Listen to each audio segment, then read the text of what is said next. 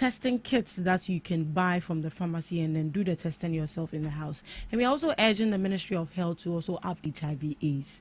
There are other things you do that will let you contract HIV/AIDS. You say that, oh, me, I don't have unprotected sex. You make you when you're having sex, you put on a condom. Oh, me, I'm a virgin. I've abstained. I'm not having sex with anybody. Go and check. Still go and check. You might not know. These people that applied to be a part of the security agencies, they were not aware, but they've been declined due to that. So, wherever you are, in any nature or form, make sure that you know your status when it comes to HIV. Go and check. Let's proceed to our next news item. 7.4 million Ghana cedis paid to 4 dead pensioners from 2019 to 2026. And this is a report from the Auditor General.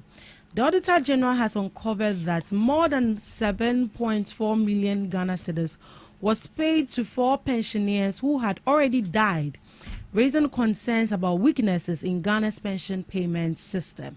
And according to the Auditor General's report on the public accounts of Ghana for ministries, departments, and agencies for the year ended December 31, 2025, payments were made between February 2019 and March 2026. The report states that a total of 7,494,975.34 Ghana cedis was paid after the deaths of the pensioners, which goes against public financial management regulations.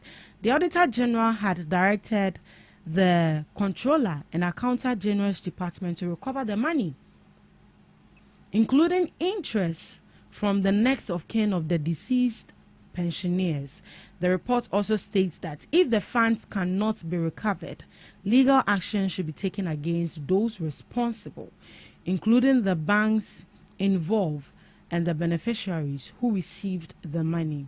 The latest discovery forms part of wider payroll irregularities identified by the Auditor General, who continues to push for stronger systems to protect public funds and improve accountability. An individual who is dead have been paid for how many years? 7 years, from 2019 to 2026. February 2019 to March 2026, and 7.4 million Ghana cedis have been paid to these 4 people who are said to be pensioners, but they are dead. And you keep receiving the money on behalf of those people. In as much as those that received the money did the wrong thing, but I think the person I'll actually blame will be the controller. Because why couldn't you flag that this person is actually dead? Let me hear from you, Miss Regina, before I go into what I actually learned as to how you'll be able to flag someone who is dead or even a pensioner. Okay, so I think the corruption and this ill-mannered individuals are really getting out of hand. I know that if you are working for an institution and someone dies, definitely you would see signs of it, because family members of these people would inform you that this is what is going on, unless they want to tell us that no one or they were not informed. Or does it mean that Nipan are pensioners? Yeah, pensioner, but they are dead. Dead pensioners. Dead pensioners. So who is receiving the money? The next of kin. So it's wrong. Yeah. Let me read what I was able to find out. So the Controller and Accountant General's Department and the relevant ministries, departments, and agencies should have detected the deaths of the 4 pensioners through mandatory public financial checks. The state agencies are legally required to verify pensioners' existence using specific administrative system. Mandatory life certificates, certificates of survival. The rule is that pensioners in Ghana are required to regularly update a life certificate, a certificate that actually shows that you are still alive. typically every 6 to 12 months. So every 6 to 12 months before you go to the bank, you have to go with that certificate to show that indeed you are alive. So are there banks or a pension office to prove they are alive? That is the life certificate. And if a certificate is not renewed, the system is supposed to automatically freeze the account. In this case, either the biometric system was bypassed or the individuals were not flagged for missing certification. And the public payroll is linked to the biometric database, including the National Identification Authority, which is the Ghana card data. When a citizen dies, the death is supposed to be registered with the birth and death registrar, which should instantly trigger a block on the payroll. And the lack of real-time data sharing allowed the account to stay active. So that means that these two departments did not work together. They were not able to flag, to tell that these people actually died 7 years ago. And what were they doing? These are the main reason why. The main reason why I feel like some people are finding it difficult to get their monies. Because if that money that is supposed to be for a living is being given to a dead pensioner, and mind you, there's no way you can tell me that that dead pensioner's money is just there. It is there. Those people, you can't trust them. You can't trust them. So maybe you think that it couldn't be the next of kin, but maybe the individuals in this department, they'll take the money and then if someone is corrupt, that person is very intelligent. Because they come up with strategic ways to dupe the government. So they can even forge an account in the name of that person and be receiving the money on their behalf. And also to the next of king now or Giscano. Hey God, me self, I'm not gonna report it. I'll take it. I'll take the money. Take it. So you see Ghana money.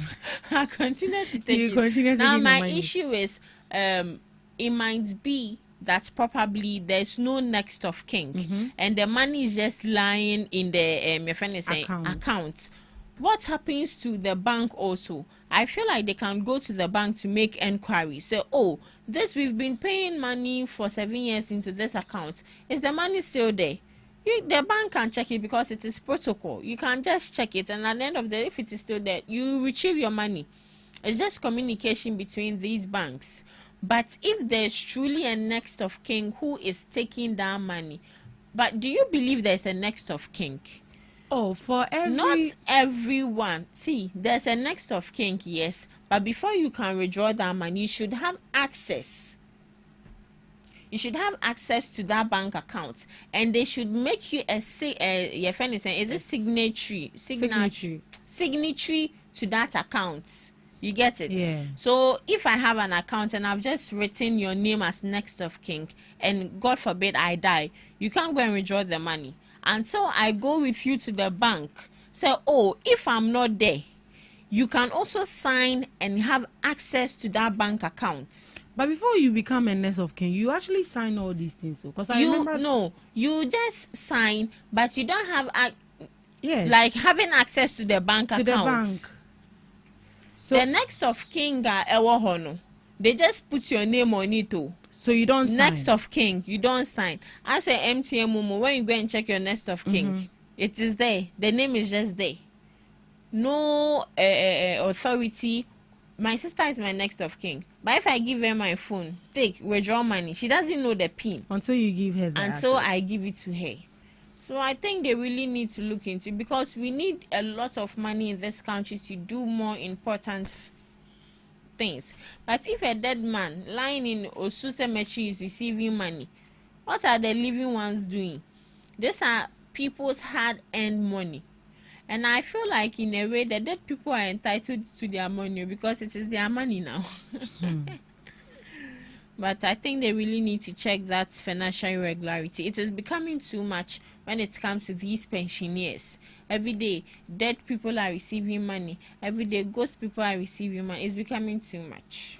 All right. So reading this, being listed as a next of kin does not grant legal ownership of the pensioner's bank account or their ongoing monthly pension payments. So that means that the pensioner, which is the person that made you the next of kin, actually has to give you access before you be able to, access the bank. So maybe it could be that, because some people actually forge signatures. So what if the next of kin forge a signature to give access to him to access the bank? Or the pensioner has to be there in person with the next of kin.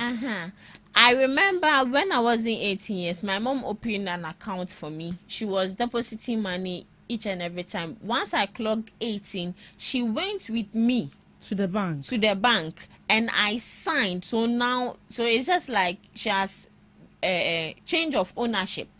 So change of ownership, I now have access to the bank. She also have access to the bank. So the day I went to do my first withdrawal, they called there. And I was like, I now have access to the bank. They said, no, it is protocol. They need to go through all the safety measures. So they had to call her. Me, I didn't tell her I'm going to steal money. I didn't tell her. And they called her. And she was like, oh, okay, they should withdraw. When I got home, she blasted me. Of course. Because if she had said no, they would arrest me because it's fraud. Yeah, that's very true. Yes. Your mom so is they have to be there. If they arrest me, she now should withdraw money again to come and bail me. So it's better she will just lie with you and say that, oh yes. So the Auditor General has directed the Controller and the Accountant General's Department to recover the money, and if they are not able to recover the money, they will take legal actions. So that is legal it. action. Okay. Yeah, so they are going to take legal action because that is stealing. The first step is the bank. Is the bank. Yes. Yeah, and also cautioning the Controller Accounts Department for not flagging that particular name. See, at this point, sometimes they have to put all the blame on these people. Yeah.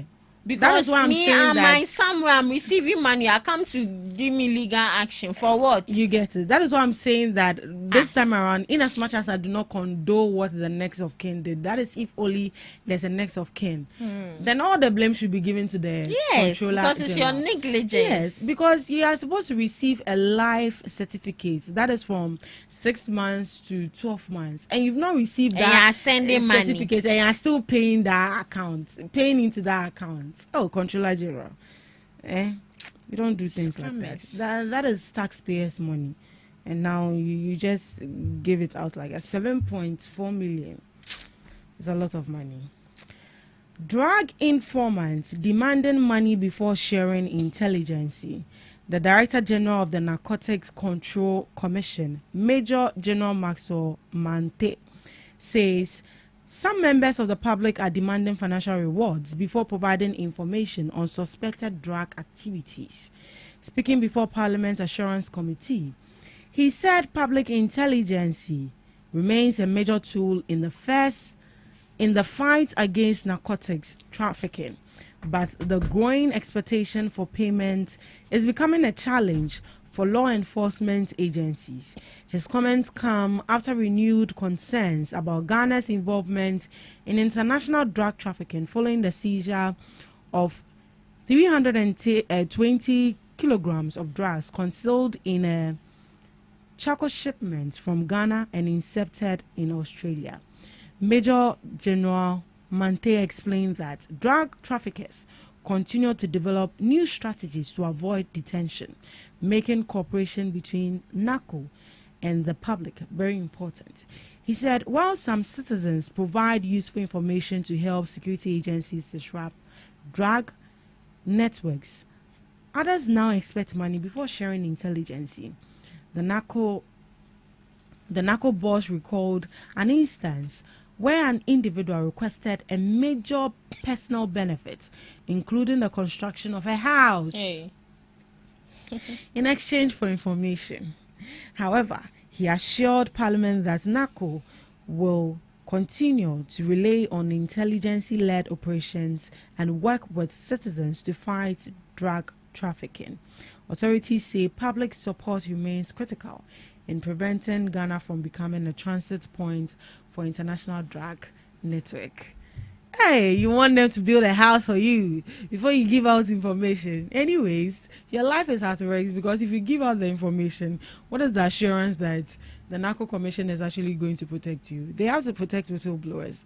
But yes, you are helping the government to, arrest these people. A house, Miss Regina. People are asking the government the Narco Commission to construct a house for them before they are going to give them information about the drug trafficking into our country. Your question again.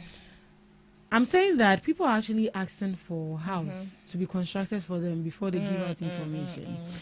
Have you gotten to that point? So, first off, per my research, you can't demand an upfront before you share information.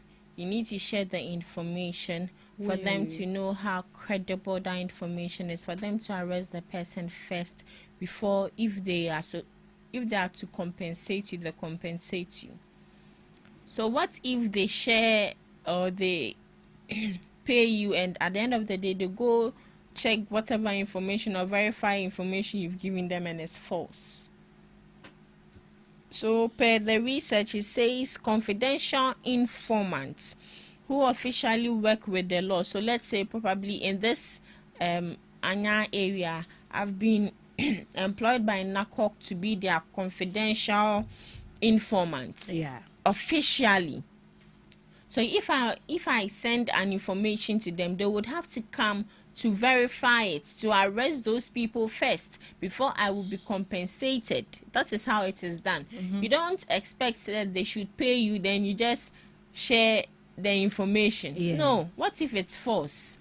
And I think it is high time these individuals put monetary benefits aside or monetary interest aside and start making sure that they safeguard the country. Because if these drug dealers become rampant or they become overpopulated in this country, we will be the same people to suffer it. Because if they don't get the money to buy those drugs, they will tend to you, they will come to you and feed on you. They will suck your blood dry because they need every dime on you to make sure that they are able to buy their next drug. So I think with this issue, I don't know how NACOC will go about it. If they have to start giving 100 cedis as a token. But if they do that, they will also give room for false information also, because at this point they need very relevant and credible information. So, nipa asimesi way or ya drugs oko ha obenyano ya ko ho na ya che no na ye hu drugs no one same fine. There are some people who are even your friend is saying planting these weeds. They have a full farm for it, and I think in a way, in as much as we have the your friend is saying advantage of that, it still has a lot of disadvantages because it is not for its right intended purpose. That's they are not planting, how would I put it? They are not planting those leaves for right purpose. They are doing it for a bad thing. So I think with NACOC, they need to find a strategic way to get information, or probably they should go on grounds themselves, disguise themselves. I watched one video where one police officer disguised himself as a weed smoker and went to arrest these people. Oh, call yo, what's up, jeba, kwa de shena, not na, or zwam. That is it. So sometimes go on ground yourself. We have this investigative police officers who, if they want information, they disguise themselves, they blend with the people. So just imagine the day we went to Medina for information. If we had blended with them, you get it. We have stuff. We've suffered though. Because we now when we are shepherd, we might be police officers. Of course. So if they share it, we can arrest them. But if we had gone blended with them, acting so ruffian junkie, you will see that they will feel free to share the information. Because We have seen our person. But I think one thing that these officers also have to put in mind is in that a whistleblower is not just a whistleblower. Exactly. You have to protect that person. Who knows? That person is also fighting for his or her life. Construction of a building, maybe it could be that what I was not able to achieve, maybe if I give you the information, I'll be able to achieve it. Even if I'm being paid for sharing this information, I've made a property for my family. Maybe that could be the mindset. So a whistleblower is not just a whistleblower. You have to give them that assurance that, oh, when you give us this information, we're actually going to make sure that we are going to protect your family and yourself as well. Because giving an information about drug trafficking, that is a huge tax, if you ask me. That when you're seeking for information from people, it's not going to come easy. So it's not going to be easy. And I think I like what Miss Regina said, that just go and pretend to be like one of them and you can get the information. It's not going to be easy like that. But sometimes you have to be like a fool in order to gain knowledge and get what you want. But gradually, per reports we are receiving, it's looking like Ghana is becoming a hub where they just come and drop drugs. This one, it came through Chaco. The last time in the Volta region, it came through something else. I don't know, I've forgotten how it else really came through. The way it even came through a hospital van, you wouldn't even suspect or even know that there are drugs in that vehicle. But I think this should be a wake-up call that we need to up our game, especially when it comes to security at our borders, and also checking of the items people bring inside our country. They might be drugs. So eye clear. We have to open our eye. Right, this has been an interesting one right here on the News Review. Thank you so much for joining us. Up next, you have Today in History with Miss Regina Bliss.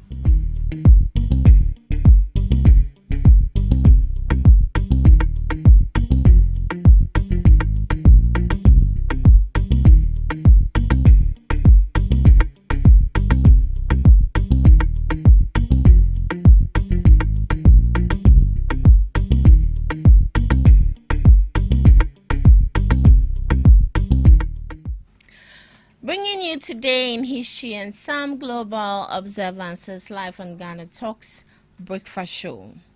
On this day, labor activist and singer Joe Hill sentenced to death.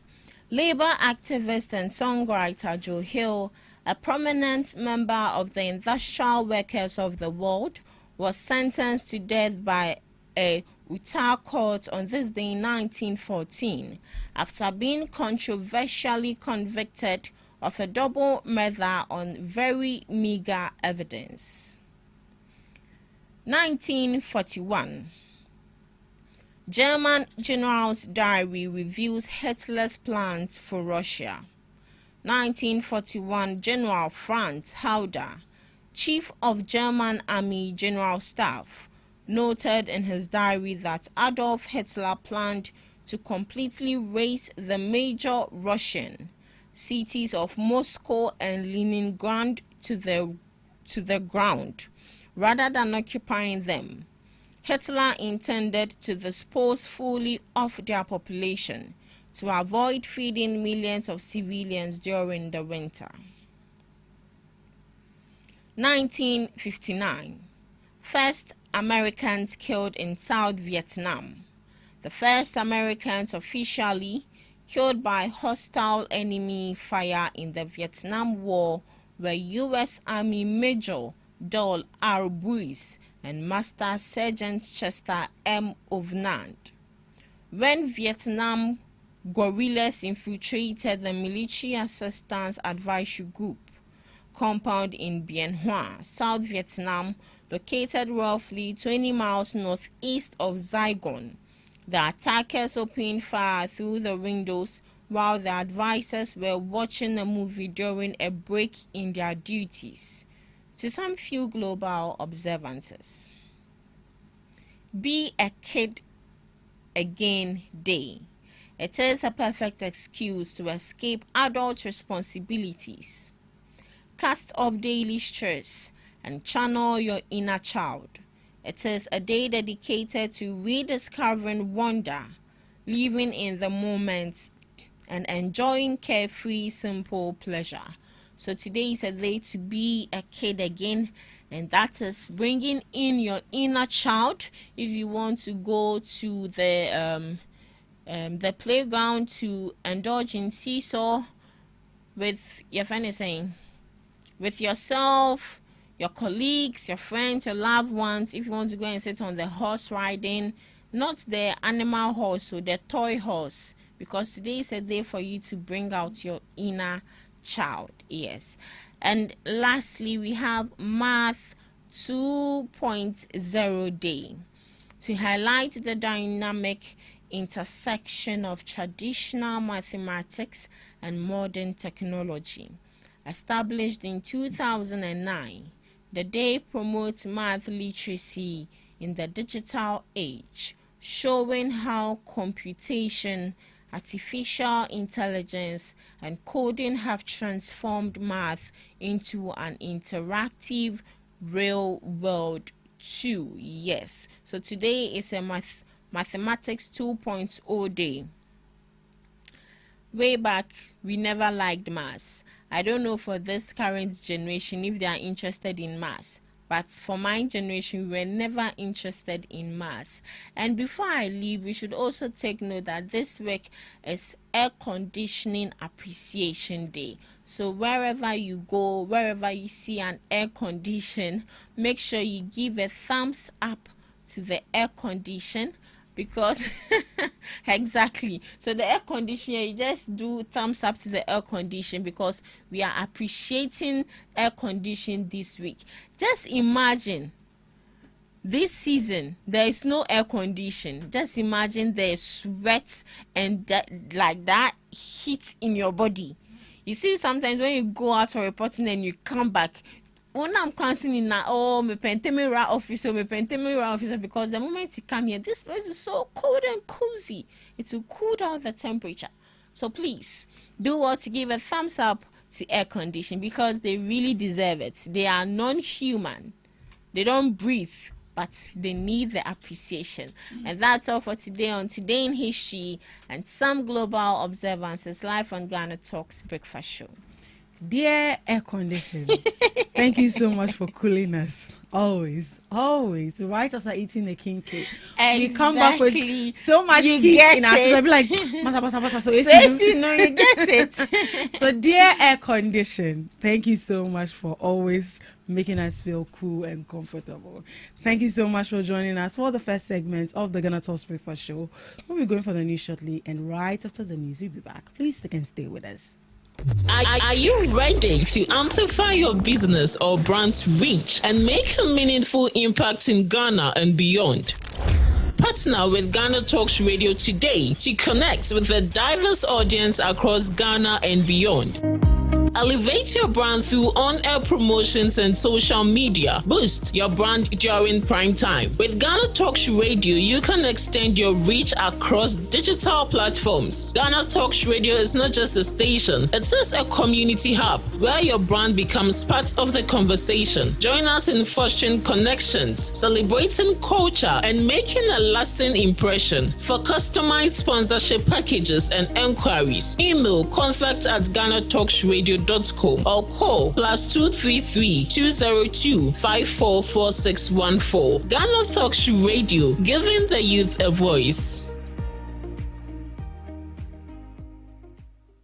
We bring you local news, business news, international, sports, and entertainment news right here on GTR.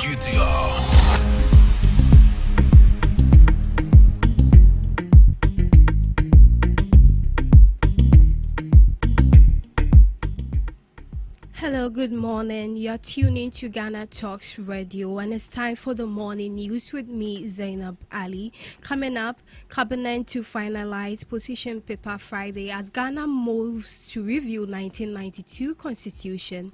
Interior Minister reveals about 1,300 recent recruits tested positive for HIV during screening. Ablekuma Central Assembly begins auction of abandoned vehicles to ease roadside congestion. Constitution. This and other news from business, sports, entertainment, and international news coming up to you this morning.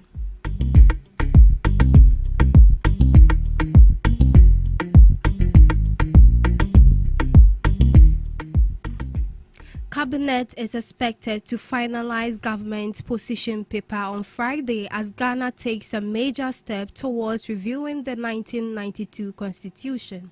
The move is part of a broader effort to assess provision of the country's governing charter and make recommendations for reform ahead of any proposed amendments. Speaking on the planned review, President John Dramani Mahama said the exercise is intended to strengthen the 1992 Constitution and ensure to remain relevant for generations to come. According to the President, the review will seek to preserve the gains made under the Fourth Republic while addressing areas that require update to meet present-day governance challenges. The 1992 Constitution has governed Ghana for over 3 decades and has been credited with providing stability, democratic governance, and respect for human rights. Stakeholders, including legal experts, civil society, and political parties, are expected to engage as part of consultation process once Cabinet adopts the government position paper. In the finalization of the paper on Friday is seen as a key step that will set the tone for the scope, focus, and timeline of the constitutional review process. We've gone quite far. Cabinet is meeting on Friday to complete the government position paper. After that, I think the legal counsel and the attorney general will take about a week or two to put it all together. And after that is done, we'll, together with the Constitutional Review Committee report and the government position paper, we'll hand it over to the Constitutional Review Implementation Committee to kickstart the process of the Constitutional Review. The 1992 Constitution has served us very well. It's been one of our best constitutions, and that is what has, been the underpinnings of the Fourth Republic. And the Fourth Republic has lasted longer than any other republic in our history. And so we believe that any tweaking of the Constitution will only go to strengthen it even more and make it a living document to take us for the next 30 years. And so we appreciate the support that you have given. About 1,300 persons who went through the recent recruitment process tested positive to HIV, Interior Minister Muntaka Mubarak has disclosed. The minister made the revelation during a public engagement, noting that the figures emerged from mandatory medical screening conducted as part of the recruitment exercise for security and other government institutions. According to Mr. Mubarak, the screening is standard requirement to determine the health status of applicants before final enlistment. Health experts says HIV testing during recruitment is routine for security and uniformed services, and a positive result does not automatically disqualify all applicants, depending on the institution policy and role requirements. The minister's disclosure has sparked the public discussion on recruitment standards, medical fitness, and access to treatment and standards for those affected. In fact, I remember his year when we were discussing the argument. Let's send them the results. And then I remember, the recent recruitment, we had, I think, about 1,300 or so that were on HIV. And then they said, can you imagine sending somebody a result, telling the person that you have HIV? That's not the procedure. The person has to go through some orientation. So one of the things that we did was simply to say that when you get disqualified, you are given a contact to reach out if you are interested in knowing the details. Then when you call, then they assist you to let you know. Because interestingly, some of the things that we realize are treatable. So people need to know and then also get treatment so that subsequent recruitment they could join. So you need to know it's of interest for every person that got disqualified to be interested in knowing what was the cause, so that at least you'll be able to, those that you can treat, hepatitis B, if you have cardiac issues, maybe you've had some major surgery, drug, mental, and all that. A lot of it, some of them, I believe, you would help you be able to get out of it, especially those who had mental issues. People may not even know that they are having mental issues, but these are things that are easily treatable. So we encourage everybody to try and reach out. Don't just say because we've been discovered, you are no longer interested. Be interested, because it may be something minor, it may be something major, whichever it is. If you get to know, it will be of great interest to them. But the reason why we didn't send the results directly was that we don't want the shock. Even based on the WHO guideline, there are certain ailments, you just don't throw it on the person's face that, oh, you have hepatitis B, you have HIV, you have that. So that was why we didn't send the results directly. The Ablekuma Central Municipal Assembly has begun processing to auction abandoned vehicles parked along roadsides as part of effort to address congestion and reclaim public spaces. Municipal Chief Executive Frank Nkansa said the move targets vehicles that has been left unattended for long periods. According to the MCE, the Assembly has so far removed about 140 vehicles from roadsides across the municipality. He noted that the abandoned vehicles has contributed to road congestion, narrowed major streets, and created environmental and security concerns for residents and businesses. The Assembly says owners of the affected vehicles will be given notice before the auction process is carried out, in line with local government regulation. Mr. Nkansa urged mechanics, organizers, and vehicle owners to use designated workshops and avoid occupying roadsides and pavements for their operations. He assured that similar enforcement action will continue to ensure that roads and walkways remain accessible to motorists and pedestrians. The roadside, we have not permitted any mechanic to be there. As a matter of fact, we even paid about 140 cars. And as I speak to you, almost about 7-8 months ago, and as I speak to you, we are waiting for the final verdict from the court to be able to grant us the authority to auction these cars. Because some of these cars have been on the roadside for 4 years, 5 years. And when I came in, set up and driving, to be able to auction it. But as you know, it's the court system that should grant us as an assembly the power to be able to auction. So we've done all the necessary things that the court requested from us. One, to value the vehicles, to publish these vehicles, which we've done that. Our legal team has proceeded to court, and we are waiting for the next hearing date, which should be around the 11th or so of July, to be able to come by and then do the auction. So that one we have not permitted them. Also the organizers that you mentioned, they have also not been permitted. But we have noticed that there are a lot of mechanics and organizers, as you mentioned, and that is the reason why we took up this driving. And the zonal council chairman will be informed. The whole of Abosoka has been our aim to clear the whole place. The organizers, only the organizers, those with containers. So 2 weeks ago, we did an exercise. We had almost about 114 containers on this stretch. The planned said visit of South African President Cyril Ramaphosa to Ghana has been put on hold, with xenophobia cited as a key factor behind the decision. Deputy Ranking Member of Parliament Foreign Affairs and Regional Integration Committee, Nana Asafo-Adjei Ayi, disclosed this on the post, describing the xenophobia issue as a high-tension matter. He did not provide a new date for the visit, but noted that diplomatic engagement between the two countries are ongoing to address concern and ensure a smooth visit when rescheduled. The postponement comes amid renewed public debate in Ghana and across the region about attacks on foreign nationals in South Africa, which has strained relations between affected countries. Government officials are expected to provide further updates on the visit once consultations between Accra and Pretoria are concluded.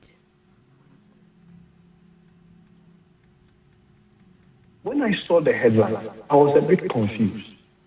but I have spoken to a few stations or sister stations, and my point and position was clear that if the government wants to visit another government, there are communication or correspondence that will transpire between them.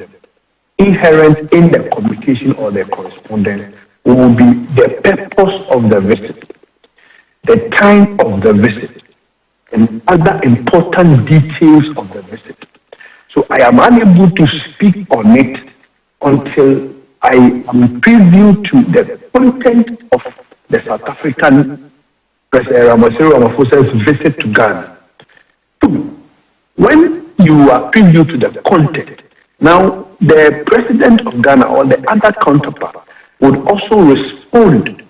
So you must also know what the reasons for refusal or denial or rejection of the Ramaphosa visit is before you can make a conclusion to state that whether the decision, like the headline was communicating, that we rejected or we refused Ramaphosa's visit, whether it is in proper context or it is not. I am happy to have heard on your studio, on your station, Phyllis' response or Phyllis' comment about it. Because in one breath, this whole xenophobic thing is becoming hotter and hotter and hotter. If you recall, it has gone through a lot of process where the Ghanaian government, even in parliament, by the minister, by government, have in no uncertain terms registered their displeasure. You could also find the minister in one breath writing to the African Union, seeking this matter be tabled as one of the most important issues on the continent as it stands now. And the African Union's mid-year review meeting in Egypt. So we've gone far.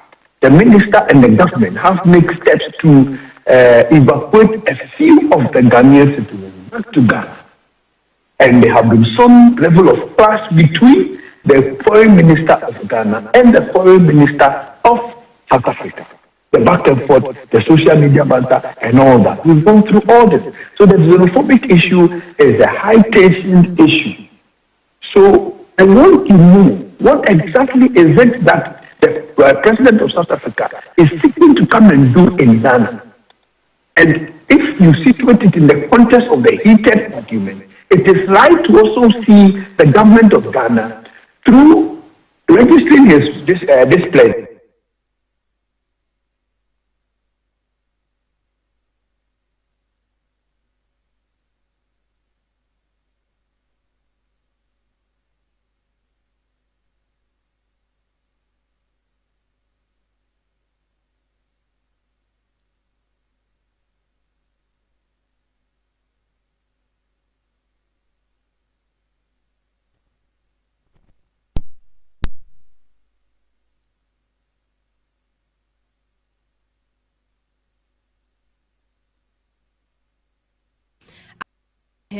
The annual flooding is not only a natural occurrence but largely a result of poor planning, weak enforcement of building regulation, and lack of political will to implement long-term drainage solutions.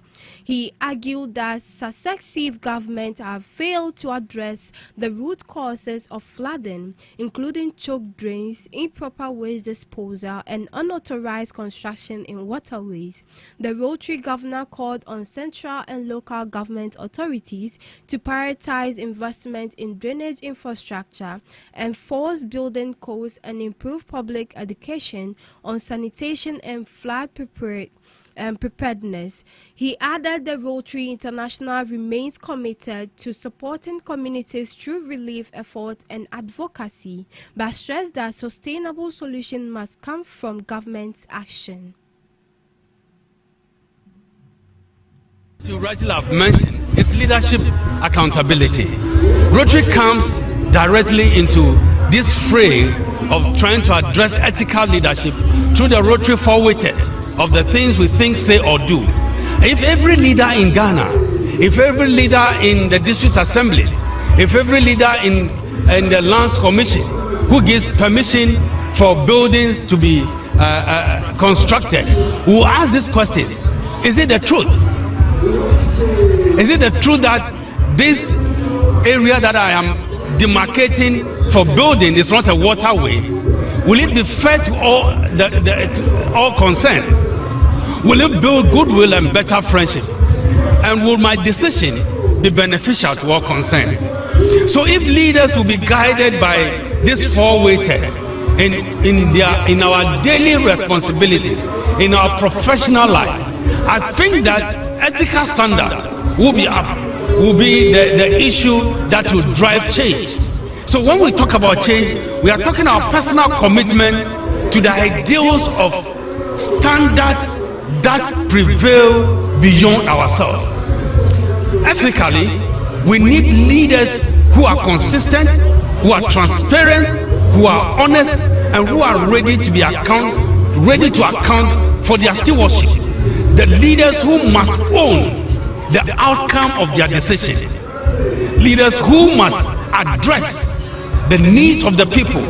Leaders who had come to serve but not to be served. Leaders who had not come to impose themselves on others but who are to lead others by leadership by example. In business, Ghana's banking sector is entering a significant structural transition as a country's macroeconomic environment continues to stabilize, with inflation easing and interest rate declining. Against this backdrop, PricewaterhouseCoopers Ghana has unveiled the finding of a 2026 Ghana banking survey under the theme. The survey warns that while lower interest rates are expected to stimulate borrowing and support economic growth, they also threaten banks' traditional earning and model by compressing net interest margins. It argues that banks must urgently diversify their revenue streams and embrace digital, transaction-driven business model to sustain profitability. The findings were presented at PricewaterhouseCoopers 2026 Ghana Banking Forum, attended by Chief Executive Officers, Chief Financial Officers, representative of Ghana Association of Bank, the Bank of Ghana, and other key stakeholders in the financial sector. Speaking at the forum, country senior partner of PricewaterhouseCoopers Ghana, Viz Ashiagbo, described the improving microeconomic environment as a positive development but cautioned that it presents a new challenge for commercial banks. According to the survey, the Bank of Ghana's monetary policy easing its response to declining inflation led to a reduction of more than 1,400 basis points in Ghana reference rate, with the industry average lending rate falling by approximately 600 basis points. While the declining in borrowing costs is expected to encourage private sector credit growth, it also poses an immediate risk to banks by reducing the interest income that has traditionally driven profitably. PricewaterhouseCoopers survey reveals that Ghanaian banks remain heavily dependent on interest income, with net interest income accounting for nearly 70% of total industry revenue. As lending rates continue to decline, the report warns that banks' profitability will come under increasing pressure. The survey also highlights a major shift in banks' income structure over the past decade. In 2015, net interest income was primarily generated through lending, with loans contributing 64% compared with 33% from investment securities. By 2025, however, the model had reversed, with government securities accounting for 55% of net interest income, while loans contributed just 38%. This growing reliance on government security leaves banks increasingly exposed to declining treasury bill yields as interest rates continue to ease. The report further notes that bank lending remains concentrated in the services sector, which accounted for 22.2% of total credit in 2025, following by commerce and finance at 19%. The sector also recorded the highest level of impaired asset and non-performing loans, highlighting persistent credit risks despite the improving economic outlook. PricewaterhouseCoopers is urging banks to rethink their business models by moving beyond traditional balance sheet lending towards digital ecosystem that generates sustainable fee-based income. Financial services leader at PricewaterhouseCoopers Ghana, Kingsford Arthur, said the era of relying predominantly on interest margins is coming to an end.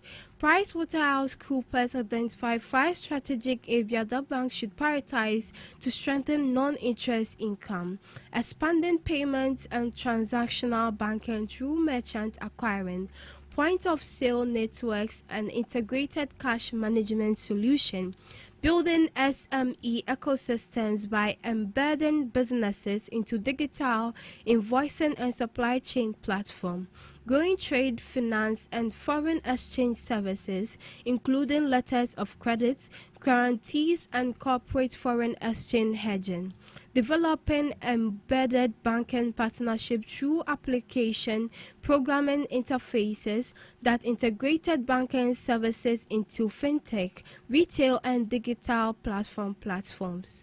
Expanding advisory services in areas such as corporate debt restructuring, capital raising, and public-private partnership advisory. PricewaterhouseCoopers expects Ghana's improving macroeconomic conditions to remain broadly sustainable over the medium term. Inflation is projected to stay within the Bank of Ghana's medium-term target range of 6% plus or negative 2%, while the CD is expected to depreciate gradually between 11 Ghana cedis and 13 Ghana cedis to US dollars by the end of the year. The report also forecasts further monetary policy easing, with the policy rate expected to decline to between 12% and 13% by early 2027. Although banks are likely to experience continual pressure on net interest margin over the next 6 to 12 months, PwC believes institutions that successfully diversify into fee-based and transaction-driven businesses will significantly outperform peers over the medium term. Mr. Ashagbo included that the sector's future will depend less on the direction of interest rates and more on banks' ability to reinvent their business models. To sports, the Ghana Football Association might be considering their option as far as the Black Stars coaching role is concerned, following the team's exit from the 2026 FIFA World Cup, while the future of Carlo Queiroz remains unclear despite the message on his social media platform. There are many who are knocking on the door to take up the role, it being available. Given the performance of the team at the global showpiece, the GFA could be open to a new face in the dugout. One man who has not shied away from the conversation is former Ghana international Laria Kingston. Speaking on World Cup Daily, Kingston, who currently leads Uganda U17 team, showed interest in becoming the next coach of the senior national team. Kingston's last involvement with any Ghana national team was during his time with the Black Starlets 3 years ago. And showbiz, founder and leader of Heaven's Gate Ministry, Prophet Nicholas Osei, known as Kumchacha, has stirred conversation after stating that giving small amounts like 1 Ghana cedis or 2 Ghana cedis in an air-conditioned church is wicked. Speaking in recent sermon, the outspoken man of God said the kind of offering one gives should reflect the environment and cost of running the church. He explained that while God accepts a cheerful giver, church members also have a responsibility to support the ministry financially in a way that sustains operations. Kumchacha, known for his blunt and often controversial takes on church matters, urged congregants to give according to their means, but also be mindful of their value of services and facilities provided. On global updates, the South African presidency has refuted reports of a diplomatic misunderstanding with Ghana over claims that Ghana has refused to host President Cyril Ramaphosa, explaining that recent official exchange between the two countries concerned only preparation for the next South Africa-Ghana Binational Commission meeting, not a proposed state visit. The clarification comes amid public attention following recent anti-illegal migration protests in South Africa, which has raised concern among several African countries, including Ghana, over the safety of their nationals. The Business and Financial Times report that the South African presidential spokesperson, Vincent Magwenya, dismissed claim that Pretoria has requested a state visit by President Ramaphosa. Instead, he said South Africa has sought confirmation from Ghana regarding arrangements for the third session of the Binational Commission, an engagement that had already been agreed upon by both governments. According to South African presidency, the exchange of correspondence between officials formed part of the national diplomatic process preceding meetings of the Binational Commission, the principal framework through which Ghana and South Africa coordinate bilateral cooperation. Mr. Magwenya explained that the communication should not be interpreted as a fresh diplomatic request, but rather as routine arrangement within an already established process. The clarification follows media reports suggesting that Ghana's government had declined a request for President Ramaphosa to undertake a state visit amid public concern over recent anti-immigration demonstrations and attacks involving foreign nationals in South Africa. The South African presidency stressed that relations with Ghana remain strong and continue to be anchored in broad cooperation across political, economic, and social sector. The Binational Commission, established in 2019, serves as the highest institutional platform for bilateral engagement between the two countries. Its second session was held in South Africa in March 2024, while Ghana is expected to host the third meeting.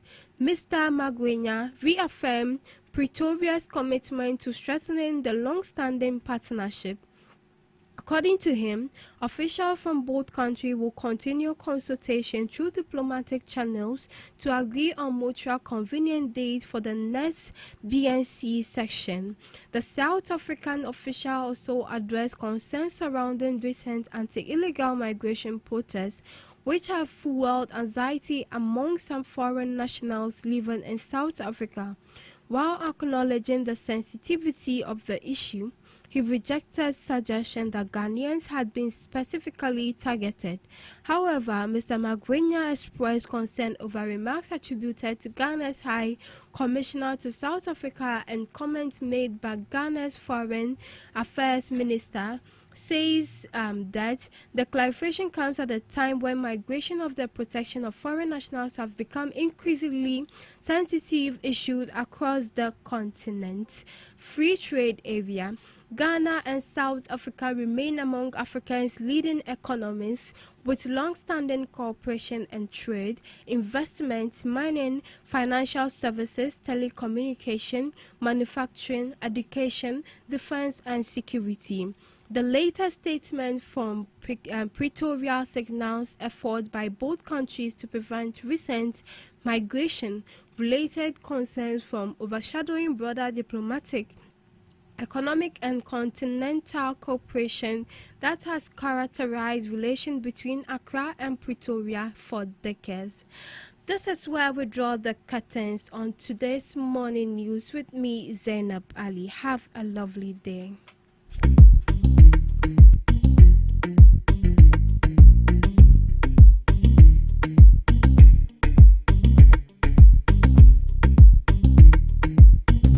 Are you ready to amplify your business or brand's reach and make a meaningful impact in Ghana and beyond?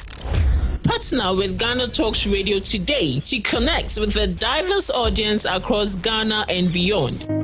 Elevate your brand through on-air promotions and social media. Boost your brand during prime time. With Ghana Talks Radio, you can extend your reach across digital platforms. Ghana Talks Radio is not just a station, it is a community hub where your brand becomes part of the conversation. Join us in fostering connections, celebrating culture, and making a lasting impression. For customized sponsorship packages and enquiries, email contact@GhanaTalksRadio.com or call +233 202 544614. Ghana Talks Radio, giving the youth a voice. What do you want for breakfast? How do you want your breakfast? English breakfast, French fries. Koko nikosi, alo komi kesheto. Wache. Well, Gobe is the real deal. Join us on Ghana Talks Radio. Let's serve you a buffet of breakfast. From news headlines review, current affairs to social issues. Entertainment, sports, and all the trending stories live on our mobile app and across all socials from Monday to Friday, 7 a.m. to 10 a.m. With me, Pakwesi Omare, Regina Bless, Deborah Adoso, and I am Esinal Fiagbedu. This is Ghana Talks Breakfast Show.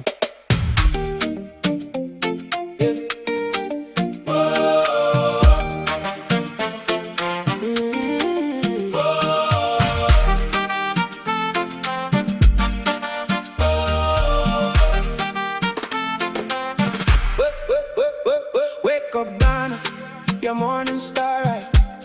Lose views, inspiration, and great conversations. From Accra to the world, we bring the fresh stories, fresh energy every morning, full of fire and glory. Rise and shine, come join the line. Your day begins when the voices align. Ghana Talks Breakfast Show. Your daily dose, here we go.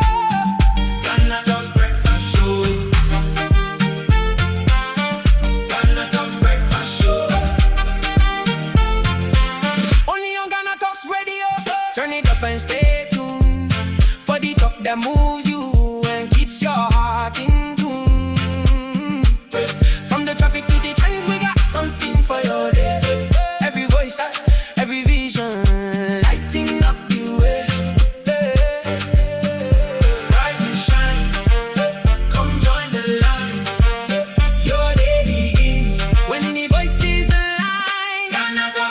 Show. Ghana Talks Breakfast Show.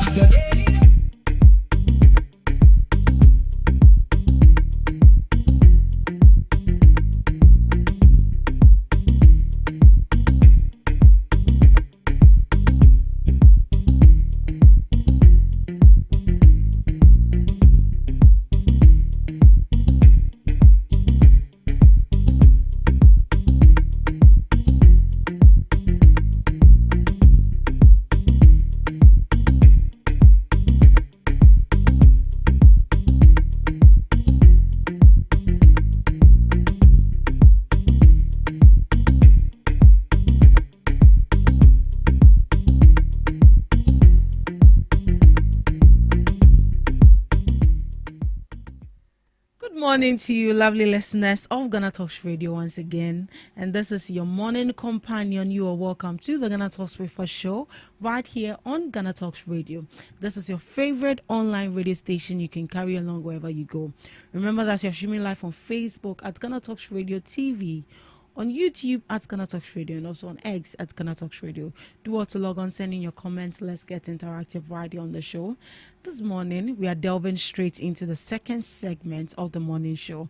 And as you know it, I don't do it alone. We come along with knowledgeable guests who are going to be delving into the issues. They are going to be sharing their relevant opinion on issues that matter to you every morning right here on the show. And for my guest this morning, I think we've met once already this week, or if I'm not mistaken. That was last week. Oh, the days are running so fast. Yes. So we have in the studios with us Mr. Alex Jan, the NPP communications team member. And this morning is just going to be the two of us. And it promised to be exciting and very insightful and very educative. You get to hear the knowledgeable man speak on government issues. Good morning to you, Mr. Jan, and you're welcome to the GhanaTalks Breakfast Show. Good morning, Esnam. How are you doing? I'm good. I just noticed the color of your shirt. It actually looks like you are pairing today. My trousers. Maybe you were connecting in the spirit. I was connecting everything. Sure. Yes. Fast couple, D4. Hope all is well. Everything is fine. That you enjoy the weekend as well. Well, not very much, but not pretty much. It wasn't restful.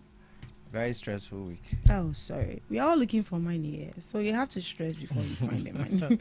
It doesn't come easy like that. It doesn't come easy like that. But all the same, we thank God for life. We are doing well, and we are here in the studios to feed you once again. We are going to be your companion this morning, right from this time to 10 p.m. Yes, Mr. Jan. Yes, please. Yesterday. Some people were told to go back. We don't need you in our country. Go back. Ramaphosa was asked, was declined visit to Ghana because of the issue of xenophobic attack right there in the country. Oh, do you think it was appropriate? And I think you should just allow them come and do what you want to do and go. Or you think that, hey, look at how you people are treating our people there, and your president wants to come and visit us. Go back. Do you think it was appropriate? Anyway, thank you for the opportunity. I acknowledge that and I appreciate that. I want to say good morning to your listeners, wherever they are.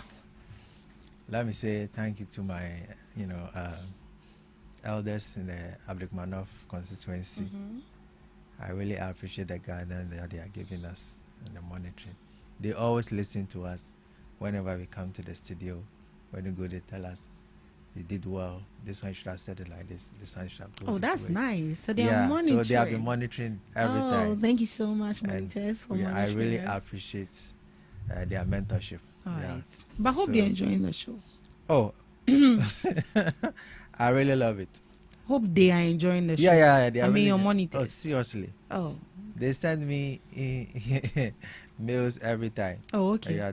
They are following.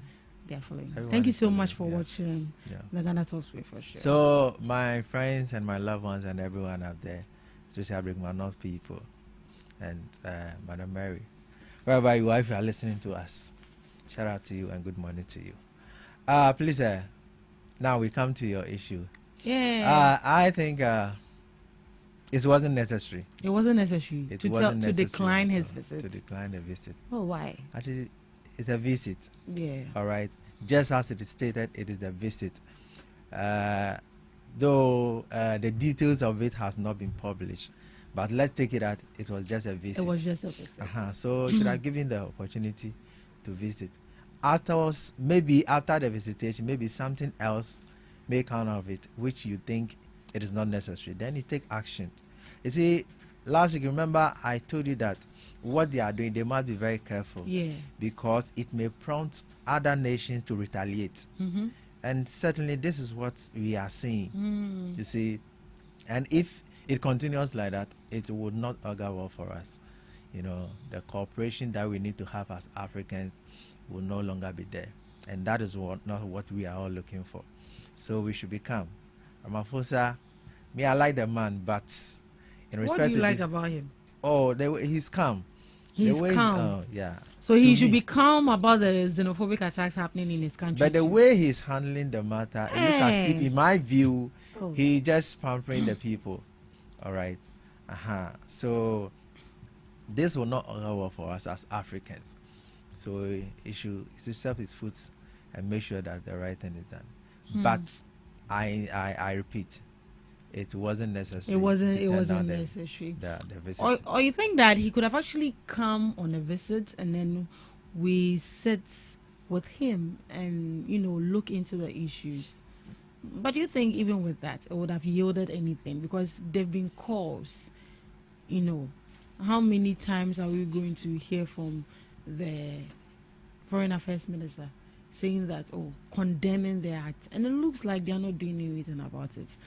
If we are even sending messages across, perhaps maybe phone calls or something, and nothing is being done about it, what is the assurance that when we sit face to face and we talk about this, it's even going to be, yield any results?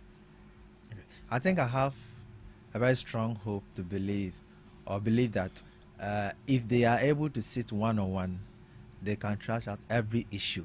Probably, I don't know the number of times they have met in person, but if all negotiation has been like phone communications or exchange of messages and texts, I don't think, though it works, but having opportunity to sit one-on-one with a person, I think whatever be the issue, you'll be able to sort it out, set everything.